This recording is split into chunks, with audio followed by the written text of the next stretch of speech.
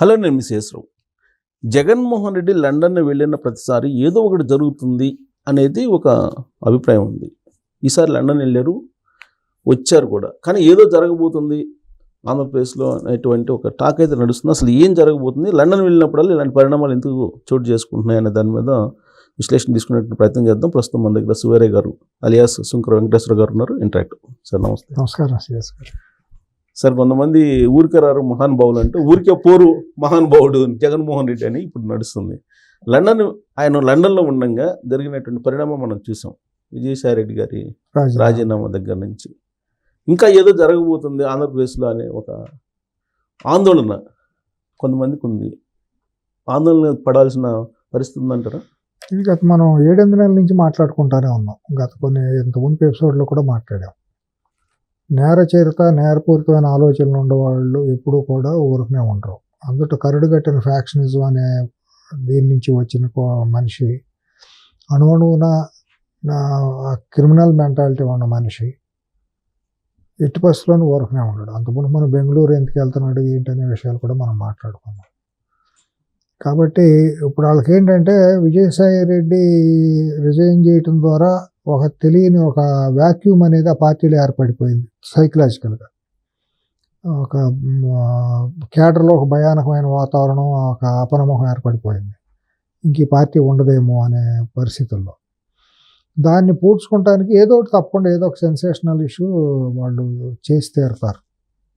దాన్ని పూడ్చుకునే భాగంగా ఆ గ్యాప్ను పూడ్చుకోవటానికి ఏదో ఒక జనాలు మర్చిపోయి డైవర్ట్ చేయడానికి ఏదో ఒక సెన్సేషనల్ ఇష్యూ చేస్తారు. కానీ ల్యాండ్ అయిన వెంటనే వచ్చిన న్యూస్ ఏంటంటే ముద్రగడ పద్మనాభం గారిది. మీరు కూడా సాక్షిలాగానే మాట్లాడుతున్నారు, అవమానిస్తున్నారు పద్మనాభరెడ్డి గారిని. ముద్రగడ పద్మనాభరెడ్డి గారు గెజెట్ నోటిఫికేషన్ ద్వారా ఆయన పేరు మార్చుకున్నారు. అవును, ఖచ్చితంగా ఆయన పద్మనాభరెడ్డి గారనే అనాలి. ఇప్పుడు సాక్షి పేపర్లో కూడా చాలా అవమానకరంగా వాళ్ళ మరి అభిజాత్యాన్ని చూపిస్తున్నారు వాళ్ళు. ఎందుకంటే మేము రెడ్లో అంటే మేమే కానీ ఇతరులు మా దాంట్లోకి వచ్చిన వాళ్ళు మేము రెడ్డి అని ఎట్టా రాస్తామన్నదో మరి ఎంతో మరి వాళ్ళ ఆలోచన తెలియట్లేదు. కానీ మొన్న ఒక మిత్రుడు కూడా అన్నాడు నాతో, దాంట్లో ఏంటి క్లిప్పింగ్ రాస్తాను చూపిస్తా, పద్మనాభరెడ్డి అని పిలవాలి కదా, వాళ్ళకి ఏంటి అభిజాత్యం ఏంటి, ఎందుకు పిలవరు, ఆయన పేరు మార్చుకున్నారు కదా, మార్చుకున్నప్పుడు అదే పేరుతో పిలవాలి కదా అని. కాబట్టి ఆయన పద్మనాభరెడ్డి గారనే మనం పిలవాలి. గెజెట్ ఇచ్చారు కాబట్టి ఆయన గౌరవించాలి. మనం ఆయన భావాలను మనం గౌరవించాల్సిందే. అంటే పద్మనాభరెడ్డి గారి మీద ఒక దాడి జరిగింది. మరి దాడి జరగటం వెనకాల కుట్ర ఉందా ఏముందా అనేది మరి పోలీసులు నిర్ధారణ చేయాలి, ఇంటెలిజెన్స్ అనేది నిర్ధారణ చేయాలి. ఇప్పుడు వరకు దాని మీద ఏదో పిచ్చాడని చెప్పి ఏదో ముద్రేశారు. ముద్రేసి ఏదో పక్కకు పెట్టేసినట్టు అనిపిస్తుంది. అంతకుముందు పట్ట కోడికత్తి డ్రామా అట్లాగైంది, గోలకరాయి డ్రామా కూడా అట్లాగే అయింది. మరి వీళ్ళు ప్రభుత్వం మరి ఆ కోణంలో ఆలోచిస్తుందా లేదా మనకు తెలియదు. ఇక్కడ కూర్చొని మనం వ్యాఖ్యానించలేం. పోలీసులు ఇంటెలిజెన్స్ ఎట్లా చేస్తారనేది మనం తెలియకుండా మాట్లాడితే బాగాదు. కానీ వైసీపీ వాళ్ళు దాన్ని హత్యా ప్రయత్నం చేశారని మరి ఏమైనా చేస్తారు. వివేకానంద రెడ్డి గారు చనిపోతే గుండెపోటు అని చెప్పి తర్వాత గొడ్లపోటు అయింది కదా, చంద్రబాబు చంపించేసాడు. నారాసుర రక్త చరిత్రను గొడ్లు పెట్టి చేతిలో ఒక చంద్రబాబు గారి చేతిలో గొడ్లు పెట్టి కత్తి పెట్టి వేట కొడవలు పెట్టి వార్త పతాక శీర్షికలు పేపర్లోనే రాశారు కదా. ఒక పక్క ఆయన గుండెపోటు ఉంది వాళ్ళే, తర్వాత వాళ్ళే చంపేశారు. చంద్రబాబును ఆదినారాయణ రెడ్డి ఇద్దరు చేరి చంపించారని కథలు వెళ్ళారు. వాళ్ళు కథలు వెళ్ళటంలో సిద్ధహస్తులు. ఇప్పుడు మనకి చాలా నిదర్శనాలు ఉన్నాయి. అంత మునుపు కూడా ముద్దుసీన్ దగ్గర నుంచి మీరు తీసుకుంటే సూరి హత్య ఇవన్నీ తీసుకుంటే మీకు ఒకదాని వెనకాల అన్నీ తీసుకుంటే అన్నిటి వెనకాల కూడా ఈ కుట్ర కోణాలే ఉంటాయి. ఏదో కథలు అల్లుతూ ఉంటారు. ఇప్పుడు దత్తగిరికి ఇది చూడండి, ఇటువంటి మీరు ఏది తీసుకున్నా కూడా వాళ్ళ నేపథ్యం అంతా కూడా ఈ రకంగానే ఉంటుంది. వివేకానంద రెడ్డి గారి దాంట్లో విజయసాయి రెడ్డి గారు క్లారిటీ ఇచ్చారు మొన్న. గొడ్డల పూటని ముందు గుండెపోటు అని చెప్పముందు వాళ్ళేను అని. ఇప్పుడు ఆ రోజు ఏమైంది, బుద్ధి జ్ఞానం వాళ్ళు గడ్డిదనమంటే తింటాడా, వాళ్ళు చెప్పమన్నది అంత చెబుతాడా? ఇవాళ వచ్చేసిన అంగనాచి మాటలోనూ నేను చాలా పచ్చిత్తుని ప్రతిపాదనని మాట్లాడితే ఎట్లా కుదురుతుంది? మాట్లాడినప్పుడు ఇష్టానుసారం అసభ్యంగానూ రెచ్చిపోయి మాట్లాడి నోటికి వచ్చినట్టు ఇవాళ వాళ్ళు ఏం చెప్పమంటే చెప్పానంటే అసలు విజయసాయి రెడ్డి తెలియదా, హత్య మరణం అనేది తెలియదా, గుండెపోటో హత్య తెలియకుండానే ఉందా? ఏటూగా ఉన్నాడికి తెలియకుండానే జరుగుతాయి అన్నీను. ఇవన్నీ నాన్ సెన్స్ అదంతా కూడాను. ఎప్పుడు 7 గంటలకి ఎప్పుడో ప్రెస్ ముందుకు వచ్చి మాట్లాడాడు. అవును. ఇది జరిగింది తెల్లవారుజాము అర్ధరాత్రి 2కో 3కో 5కి 4:30కే ఫోన్ వచ్చింది లోటస్ పాండ్కి. 5కో 6కి వీళ్ళు బయలుదేరి అందరికీ తెలిసిపోయింది. మరి అప్పుడే తెలిసినప్పుడు 7:30కి గుండెపోటు అన్నట్టు చెబుతాడు, బుద్ధి జ్ఞానం ఉన్నాడు. ఆ రోజు వాళ్ళు చెప్పున్నారు కానీ నేను చెప్పాను అంటున్నాడు ఇప్పుడు. చెప్పారు. మరి ఆ మాట రేపు పొద్దుగా సిబిఐ ముందుకెళ్ళి చెప్పాలి. మరి బయట చెప్పడం కాదు కదా, సిబిఐ ముందుకెళ్ళి తన అంతటి తనగా వెళ్ళి చెప్పాలి, వాంగ్మూలం ఇవ్వాలి. మరి అప్పుడన్నా కనీసం చేసిన పాపం కొద్దిగా గొప్ప కడుక్కున్నాడన్న అవుతాడు వివేకానంద రెడ్డి గారి హత్య కేసులో. ఇదంతా ఇది చేస్తే మనం మెయిన్ దీంట్లోకి వస్తే మాత్రం ఆ పద్మనాభరెడ్డి గారు, ముద్రగడ పద్మనాభరెడ్డి గారి మీద జరిగింది మాత్రం వైసీపీకి సంబంధించిన వాళ్ళ హస్తం ఎందుకు ఉండకూడదు అనేది కూడా ఆలోచించాలి ప్రభుత్వం, పోలీసులు. ఇప్పుడు వీళ్ళందరూ వెళ్ళిపోయి పరామర్శ చేయటం, ఇప్పుడు అసలు ఈ కాపు నాయకులు వెళ్ళి పరామర్శ చేస్తున్నారు. ఆయన రెడ్డి గారు, అవును, ఆయన రెడ్డి గారు అయినప్పుడు ఈ కాపు నాయకులు వెళ్ళి దాన్ని పరామర్శ చేయటం మరి ఏంటో, ఆయన కావాలని ఆయన అంతటా ఆయన సొంతగా మారారు, కులంలో నుంచి రెడ్డి కులంలోకి మారారు, కాపుల్లో నుంచి. అన్నప్పుడు ఇంకా అది అన్నీ వదిలేయాలి కదా.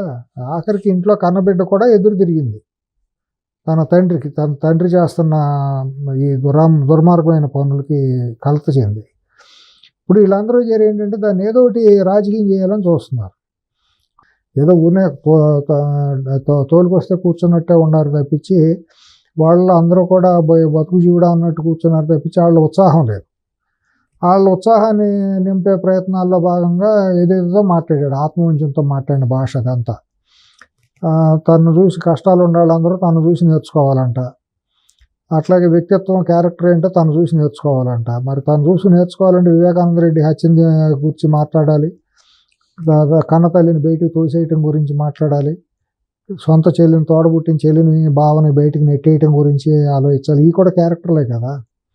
మరి సొంత బాబాయ్ కూతురు మీద హత్యాయత్నం మోపటం, మరి ఏ క్యారెక్టర్ రకంగా ఉందో. మరి ఒక డ్రైవర్ని, ఎస్సీ డ్రైవర్ని చంపేసి డోర్ డెలివరీ చేసినాడికి ఎమ్మెల్సీ ఇవ్వటం, ఒక దళిత డాక్టర్ని చంపే ఇది చేయటం, మరి ఎన్నో ఘోరాలు. ఒకటి ఘోరాలు కాదు కదా. ఈ క్యారెక్టర్ ఎటువంటి క్యారెక్టర్ అని జనాలు ఆదర్శంగా తీసుకోవాలి.